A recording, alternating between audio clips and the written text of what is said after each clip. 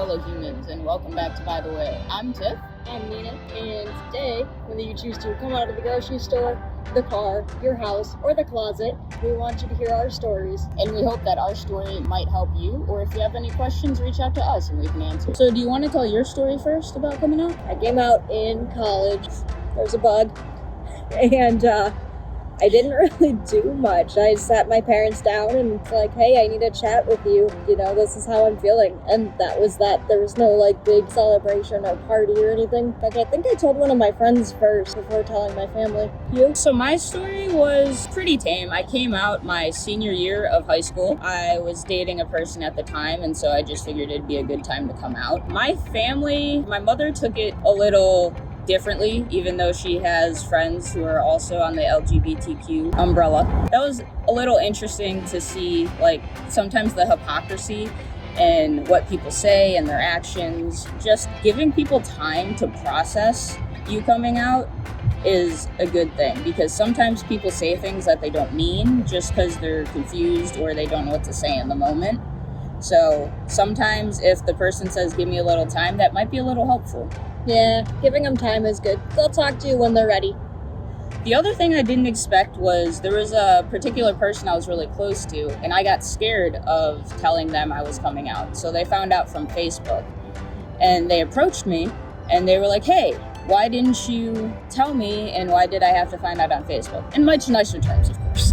But basically, I told them honestly, I was like, I was afraid you would react negatively, and so I didn't want it to ruin our relationship. They turned out being super accepting, and I felt really guilty because I was like, man, I didn't give this person a chance to even have the emotion. I just assumed that they would feel a certain way. So that would probably be the biggest tip that I would have relating to my coming out story for other people is sometimes people's reactions may shock you. That might be a good thing or a bad thing, but they might not always mean it at the time. I hope our coming out stories were able to help you, or maybe give you some tips on coming out when you're ready. The key is when you're ready. Mm-hmm.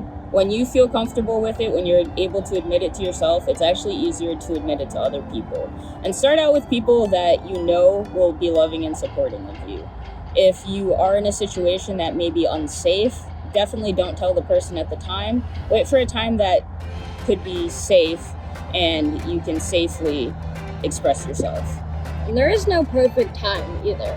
If it helps, talk to yourself in the mirror. Then talk to your closest friends or whoever. If that means today, start today.